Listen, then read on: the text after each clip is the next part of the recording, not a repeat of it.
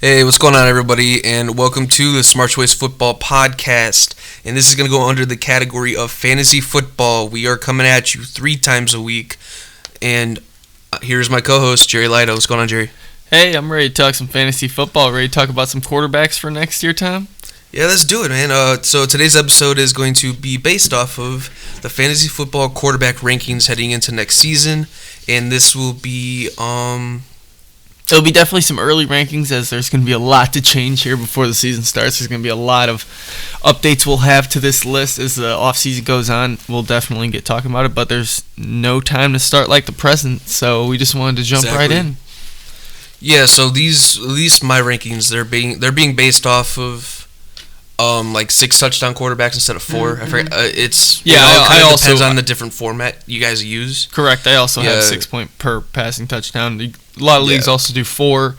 I hate those kind of leagues. I feel like more recently I've seen a lot of 6 point per passing touchdown leagues, so that is what my rankings are based off of as well. Yeah, I feel like every league should be like for people who are getting ready for the fantasy football season. I just don't see the point of having quarterbacks as only 4 touchdowns unless it's a 2 quarterback league because why do running backs, receivers? I will say, with the amount of quarterbacks we have in the league today that are we have 20 to 25 different quarterbacks that are successful fantasy quarterbacks almost on a week-to-week streaming basis. There's no reason that every league shouldn't be a super flex league at this point.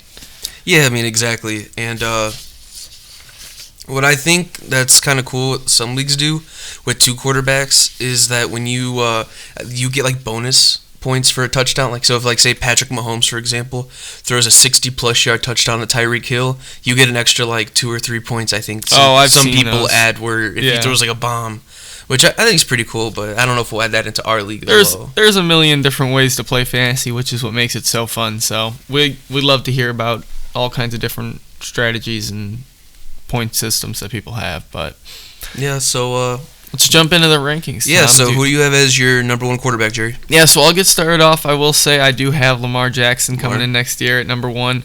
But to be honest, if I'm looking at this list, I have Lamar and Pat Mahomes are 1 and 2 for me, and they're in a tier of their own. I see them as a tier where you're probably going to look to draft Lamar. In my opinion, probably late 3rd, early 4th round would be when I would pull the trigger on a Lamar Jackson. Yeah, there's always going to be that one guy. I could see Mahomes going early 4th round potentially, depending on who I have in my roster. But anybody else, I can't really justify taking in the first 4 rounds. You could survive with a quarterback late too. You don't need to pull the trigger. You can in today's league, like I said, with this many quarterbacks that are successful. There's no need. The quarterback position is almost so undervalued because of that fact. And that's why I say every league should be super flex, because everybody should be playing 2 quarterbacks.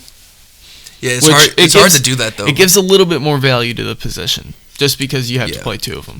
I think if you do an 8-person league, 2 quarterback is perfect, but I feel like it's really hard with 12 because then you'll have that one guy who takes the top 2 guys right away. Then there's those guys who are screwed with guys that are left with Ryan Tannehill. Yeah, but you got to think too. The guys that take the top 2 guys, then if you decide to do that, you lose all that value at running back and receiver and tight end that you could have had. Mm-hmm. So it's really a big trade-off. Yeah, so after Lamar and Pat Mahomes, I got Deshaun Watson coming in at 3, Kyler Murray at 4, and then Jameis Winston at 5. Assuming he's in Tampa Bay. This is assuming he is in Tampa Bay, correct. And that is kind of like my next tier of quarterbacks there. After that, I have Dak Prescott at number 6, Josh Allen coming in at number 7, Russell Wilson at number 8, Carson Wentz at number 9, and Cam Newton at number 10. And that's me assuming that I believe Cam is going to play in Carolina next year. So I could see him being the number 10 quarterback in Carolina, and I could see him moving on and being a number 10 quarterback somewhere else. He's got that rushing floor that's going to stabilize him as a quarterback 1, and that's why I have him in the back half there.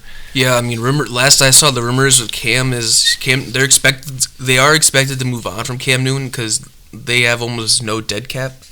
So I mean, they said that they're going to move on from him in March, and his fantasy value is going to be. I don't know if it'll be as different. It all depends where he lands. But, I mean, I've been hearing a lot of connections of him to the LA Chargers. I think the Bears is a long shot, and even if he does go to the Bears, I wouldn't even touch him in fantasy. If he went to the Bears, I think I would be interested. If he went to the Chargers, I would be very interested. With all those weapons. Cam. And then rounding off my top 12, I have Jared Goff coming in at number 11. I was shocked by that one. And Baker had such a bad year. Baker Mayfield. I have belief that the Rams are going to bounce back next year. I think their offensive line. They need to put everything they have into that offensive line. I think Sean McVay knows that. He's going to take this offseason. He's going to revamp that offensive line, and their offense next year is going to come back looking what it has for the previous 2 seasons from 2017 and 2018 rather than what it looked like in 2019. Yeah, I mean, it has to, because that team is only as, like, they can't lean on Todd Gurley like they have in the past. You know, where Goff needs to step up, and he was very efficient back when they had that Super Bowl run about 2 years ago, or last Super Bowl, I guess, technically, when they faced the Patriots, and that's when Goff was on the money. You know, he had the offensive line. He had about 4 Pro Bowlers on that offensive line. So as long as Goff has protection, there's no reason he can't be a top 10 fantasy quarterback. He's done it before, and it's not like he doesn't still have the weapons. I mean, Bobby Woods is going to be back. Robert Woods, Bobby Woods. Yeah. That's my dude. Everybody calls him Bobby Woods. But we got, Brandon Cooks obviously had the concussion plagued year, but he'll still be coming back, hopefully healthy next year. And Cooper Kupp, I think Cooper Kupp is a top 10 fantasy guy. I might even put him in my top 5, honestly. Cooper Kupp was number 1 for the first 7 weeks of the year, and that's something that is attributed to Jared Goff as well. I mean, Jared Goff is able to produce fantasy weapons, and he's also got Gerald Everett coming back. He's got Tyler Higbee. There's a lot of weapons around him. There's no reason he can't have a bounce-back fantasy season. And then at number 12, I got another bounce-back guy in Baker Mayfield. Oh, I have Baker Mayfield as my number 10, I believe. Yeah, so last season he put up 229.18 fantasy points, which averaged out to 14.3 points per game. He was the 20th ranked fantasy quarterback. He had 22 touchdowns, 21 interceptions, a very off year. Freddie Kitchens was obviously not the coach to get them to the next level, but I think Kevin Stefanski is. Kevin Stefanski's coming from Minnesota as their offensive coordinator to Cleveland, and I think Stefanski's going to be able to open up a lot of areas for Baker Mayfield with having Nick Chubb in the run game. He's going to run the zone scheme, which Kubiak also ran in Minnesota with Stefanski. You have Jarvis Landry and Odell Beckham Jr., and you saw how Stefanski was here in Minnesota with 2 receivers such as Stephon Diggs and Adam Thielen, where he got them the ball, and there's just weapons all around in Cleveland. Yeah, and don't forget, I think they have potentially 2 top 20 fantasy running backs in Nick Chubb, and if Kareem Hunt comes back, I think he might be facing some legal issues again. Marijuana incident. We never know what's going to happen with Kareem Hunt, but if he comes back to Cleveland, I would have him probably right in that number 20-ish range at running backs. Depends, because he is a free agent as well, so they would have to re-sign him. Yeah, I would like to see him go somewhere else. If let's say he goes... Miami makes a lot of sense. If he goes to Miami, he's going to be a guy who's getting a lot of touches, and he bounces up to possibly that fringe RB1 territory. Yeah, I wouldn't be shocked if Baker Mayfield was actually a top 5 to 7, because when he was coming out of college, he was one of the most accurate. He was drafted last year at number 4 quarterback. Yeah. That was his average. He was around 4 to 6. Yeah. But he's one of the most accurate quarterbacks in the NFL, or at least has the ability. And Kevin Stefanski's worked with quarterbacks such as Kirk Cousins, Case Keenum. When Keenum had that run in 2017, he was also Brett Favre's quarterback coach in 2009. So he's worked with a lot of quarterbacks, and he's elevated their game. So I believe Baker Mayfield is definitely worth a shot if you want to wait late on the quarterback and snag like a Baker Mayfield, or in say rounds 8 to 10 or even 10 to 11. And then if you want to take a chance on a Jimmy Garoppolo late, where you could survive with those 2 guys. Yeah, you definitely will always want. In my opinion, you always want to have 2 quarterbacks, because you always want to have the ability to flip on a week-to-week basis. Another guy I want to highlight on my list is just Kyler Murray, just in the aspect that I think Kyler Murray has the potential to have a Lamar-esque breakout season next year. I think he showed all the potential in the world this year. He had the lowest touchdown rate of... I think there was only 4 guys that had a lower touchdown rate than him. He only threw for 20 touchdowns, but he only threw 12 interceptions. Yep. 3,700 yards. I mean, this Arizona offense has the potential to take a huge leap in year 2 with Cliff Kingsbury, and I think they're going to do it. I think they're going to have a healthy receiving corps. We're going to have a lot of those guys coming back. Hopefully they're going to build up on that offensive line, give Murray hopefully another weapon or two. I hope Keenan Drake comes back because he had an excellent run. Yeah, for them I think there's a good chance that season. they re-sign Kenyon Drake because I think he fits Kingsbury's offense more than David Johnson, and I could see a potential possibility of them trading away David Johnson, and I could see a team like the Tampa Bay Buccaneers getting Bruce Arians getting his guy back. Yeah, I mean, I would love that. I mean, that to me makes so much sense. The biggest thing there, I think, is just the cap hit. David Johnson has a very large dollar amount attached to his name. Yeah, and I think that's going to be the struggle. If they move on from Winston and draft a quarterback, they should have enough cap space. Yeah, and we'll see what happens, but that would definitely be an interesting scenario. Yeah, so I'm just going to highlight my top 3 guys real quick. It's Patrick Mahomes, number 1, Lamar Jackson, number 2, and Russell Wilson, number 3. I think Mahomes for the next decade is going to be a top 3 guy every single season, as long as he has weapons such as Travis Kelce, Tyreek Hill. Rumor is that Sammy Watkins may sit out all of next season, or may even just go to another team via trade. So we'll see what happens there. But Mahomes, he puts up 20.5 fantasy points per game last season, even with the injury that he had, and he still ranked 7th, and he missed 2 games. Yeah, Mahomes to me, if you're talking a fantasy dynasty startup draft, he's worth a second-round pick. You could definitely warrant a second-round pick for Patrick Mahomes because, like you said, he's going to be a guy who we're going to project to be a top 3 quarterback every year for the next 10, 15 years. So that's obviously something that's very valuable for a long time. Yeah, and just based off Lamar Jackson's legs, he's automatically a top 2. I would say top 2 to 3.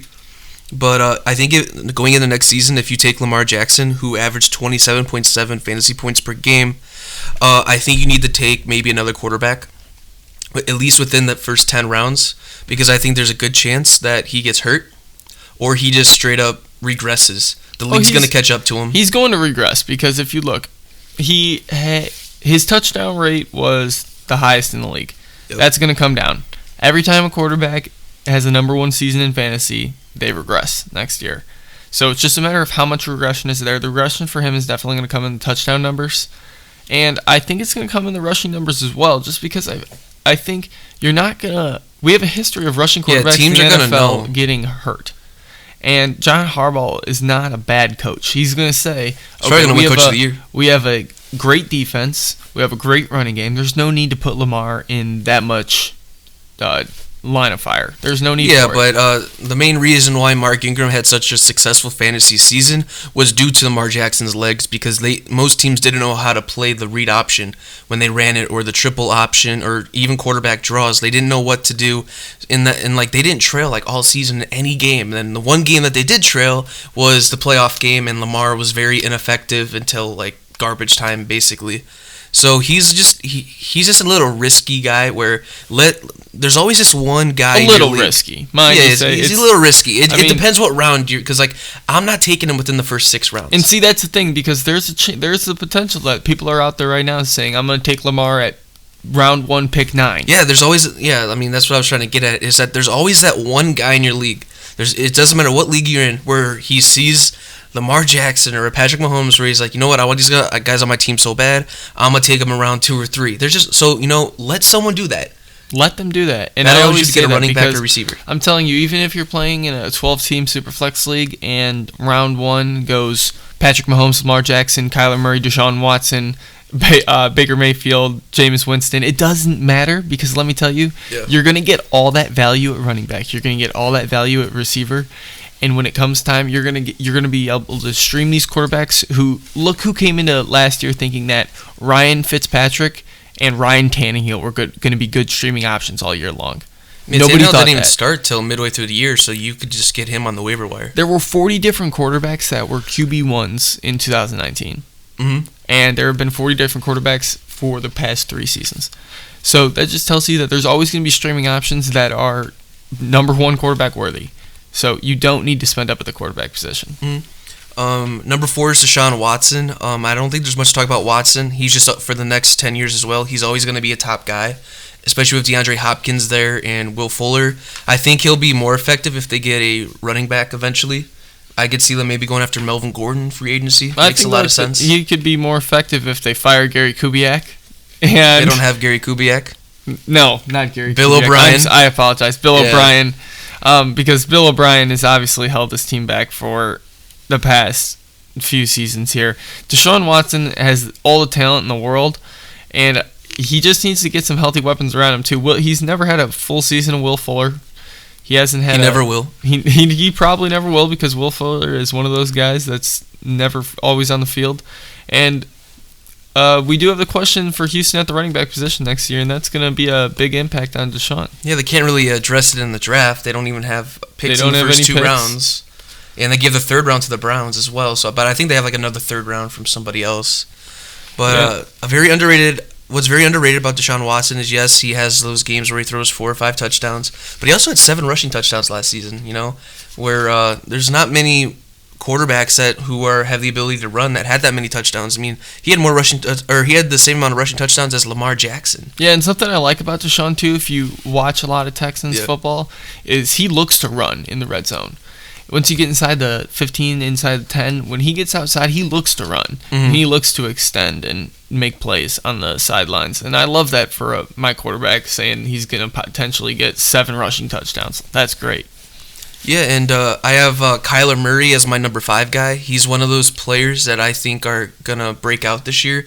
I think him and Josh Allen are going to have some real. I feel comfortable with them as my starting quarterbacks, just based off their legs. Because Kyler Murray, he had 544 rushing yards, 4 rushing touchdowns, and he's just a rookie. Like, I think there's a good chance he wins Offensive Rookie of the Year. And with his legs are such a big deal, and he's going to have, hopefully, Larry Fitz is back. They potentially may take a CeeDee Lamb in the draft at pick 8.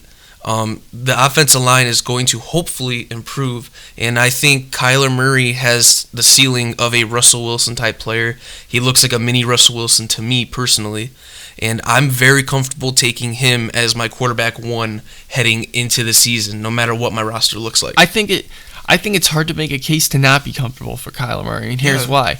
He was a top 10 quarterback this year with everything you just mentioned. With 24 touchdowns, Kyler Murray was a top 10 quarterback. Kyler Murray, I think everybody's going to project for more than 24 touchdowns next year. I mean, Kyler Murray is going to, I believe, take a step up in almost every statistical category, and he could potentially be a top 3 guy next year. Yeah. My number 6 quarterback is Dak Prescott. He had 337.78 points in fantasy, which averaged out to 21.1 points per game. He was the 2nd best quarterback in all of fantasy football. He had 30 touchdowns, 11 interceptions, 277 rushing yards, and 3 rushing touchdowns.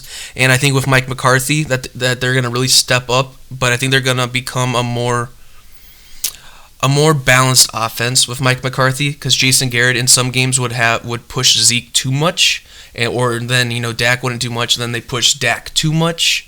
So I really feel like that Dak Prescott's going to have a really good fantasy season, and I would say he's almost a lock to be a top 5 quarterback. Prescott, he almost is a lock. If you look at him, Dak Prescott never in his career has not been a top 12 fantasy quarterback. Yeah. And that's looking at him from his rookie season, and he's only gotten better. Now he's got weapons. He's got, hopefully Amari Cooper comes back. Hopefully, Dak comes back. Obviously, those are actually... Worst case scenario, Dak gets franchised for $33 million. I think everybody has the feeling that they're both coming back. And if that's the case, you got Dak Prescott having the weapons of Amari Cooper. And then, obviously, you still got Zeke there. Tony Pollard looked like he could be an explosive change-of-pace weapon. Michael Gallup is emerging as a pretty solid number 2 receiver in the league. Yeah, I think he has the ability, if they did let Amari Cooper walk, to handle a load as a number 1 wide receiver in that offense. And I'm curious to see if they'll bring Randall Cobb back, especially with the Mike McCarthy connection. Yeah. So, I think he comes back, but he might not. And Randall Cobb is not necessarily a fantasy impact himself, but he wasn't last season. He will help Dak Prescott. So, but I would say Dak Prescott is he may not be the most exciting name, but he's a very safe lock as a number 1 quarterback. Then I have here at number 7, Josh Allen. Josh Allen was a surprise for a lot of fantasy owners. I think he averaged 18 points per game, which was 6th out of all quarterbacks. He had 20 touchdowns, 9 interceptions, and his legs. He had 510 rushing yards and 9 rushing touchdowns, leading all quarterbacks. And I think that they're going to look to add more weapons besides John Brown and Cole Beasley. They're going to address it in the first round of the draft with a T. Higgins or T. Higgins fits their offense. So if he's on the board, I don't think there's any way that they pass on him.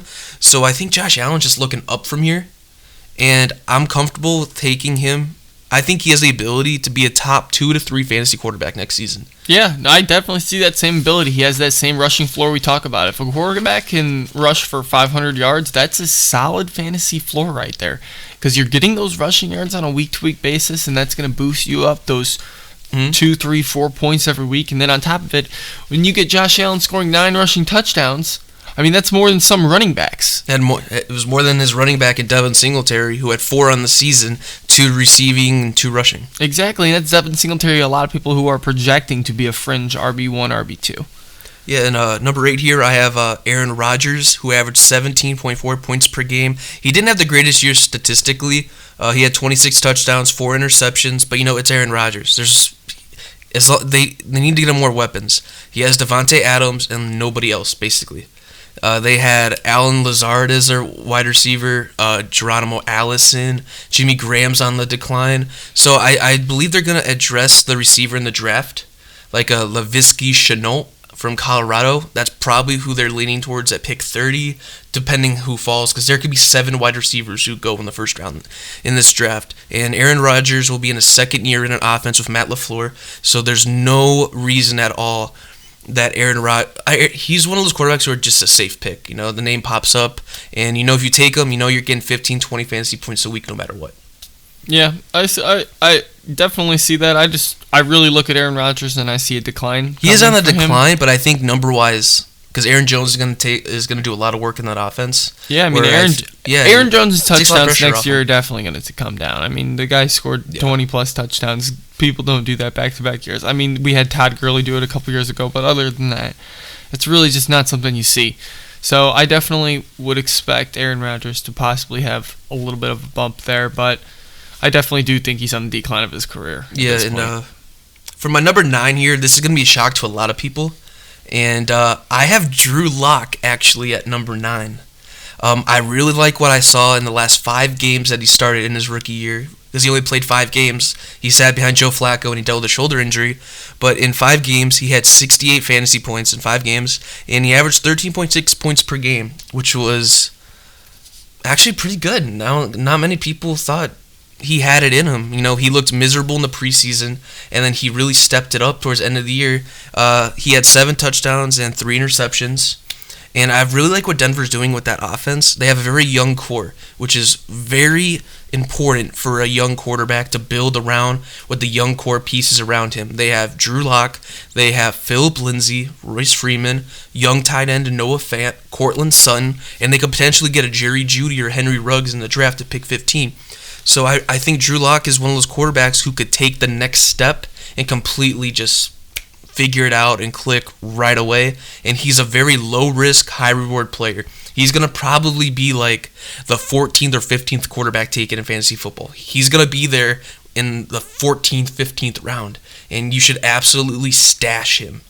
Yeah, I saw this on your list looking ahead before this podcast, and I said, wow, Drew Lock. So I took a minute and I went back a little bit and I looked at some of his film, and I will say before that, I love the young core of the Broncos offense. I love Noah Fant. I think he's a super athletic, super fast tight end. He almost reminds me, I know Darren Waller just broke out this year, but he almost reminds me of the same kind of build, same kind of player as Darren Waller, who everybody saw had an excellent season this year with a bigger opportunity in Oakland than Noah Fant obviously had in Denver.